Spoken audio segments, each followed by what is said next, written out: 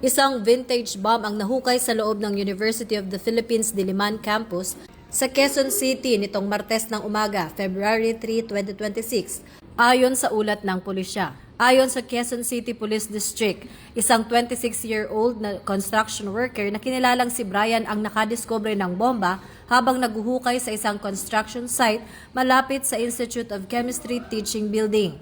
Agad itong inireport ng manggagawa sa campus police na humingi naman ng tulong sa Explosive Ordnance Disposal Unit ng QCPD. Nang dumating ang EOD personnel, isinagawa ang mga kinakailangang safety procedures at narecover ang isang kinakalawang na vintage bomb para sa wastong pag-iingat at disposisyon. Bagamat ligtas ng hawak ng pulisya ang bomba, pansamantalang sinuspende ang mga klase sa Institute of Chemistry Teaching Building para sa nasabing araw.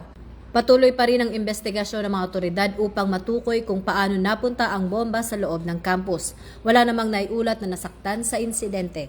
Ito ang bagong PNP para sa bagong Pilipinas, serbisyong mabilis, tapat at nararamdaman.